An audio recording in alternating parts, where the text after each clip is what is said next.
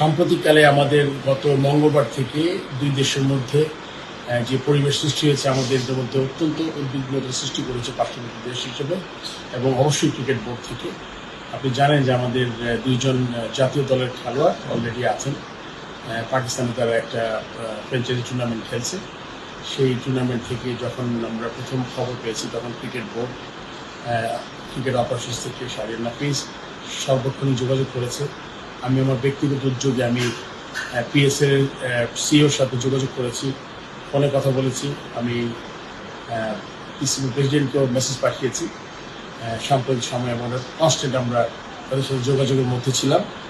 আপনি জানেন সবাইকে এক সময় এক জায়গায় জড়ো করা হয়েছে। এখানে শুধুমাত্র আমাদের দেশের খেলোয়াড়ই ছিলেন না, অনেক ওভারসিজ প্লেয়ার আছেন। ওরা একটা সম্মিলিত প্রচেষ্টা করছেন কীভাবে এখান থেকে এই উদ্ভূত পরিস্থিতিতে নিরাপত্তা জনিত কারণে তাদেরকে কোনো একটা ভালো সমাধান করা যায়।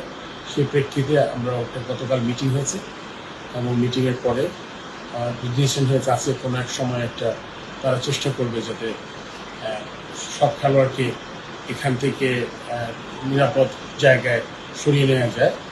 এবং তার সাথে সাথে আমাদের বোর্ড থেকে বাংলাদেশ হাই কমিশনের মিলিটারি অ্যাটাচের সাথেও যোগাযোগ করা হয়েছে এবং সার্বক্ষণিক তার সাথে যোগাযোগ করেছে আমাদের ক্রিকেট বোর্ড। সব মিলিয়ে এবং তার সাথে আপনারা জানেন যে আমাদের এখানে দুজন ক্রীড়া সাংবাদিক আছেন। আমি দুজনের সাথে কথা বলেছি এবং আমি ওনাদের দুজনের নামই ক্রিকেট বোর্ড থেকে বলেছি।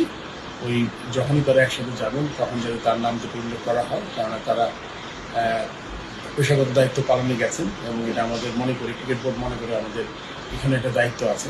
আমরা চেষ্টা করছি তাদেরও একসাথে আমরা যাতে ওখান থেকে বের করে কোনো নিরাপদ জায়গায় যখন যান প্লেয়ার একসাথে যেতে পারে।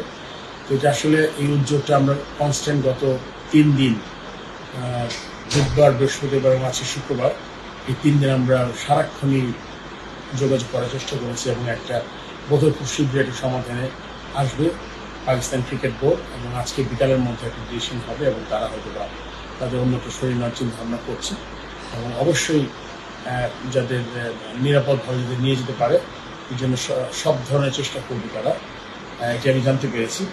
সো এই ব্যাপারটা আমার মনে হয় যে বোর্ড সভাপতি হিসাবে প্রথম থেকেই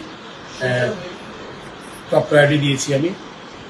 এই টপ প্রায়োরিটি দেওয়ার কারণেই আমি তাদের সাথে ব্যক্তিগতভাবে বোর্ড থেকে যোগাযোগ করেছি, ব্যক্তিগত আমিও উদ্যোগ নিয়েছি এবং আমি আশা করি এটা একটা সুন্দর সমাধান হবে এবং আমি আশা করব সবাই নিরাপদে থাকতে পারে।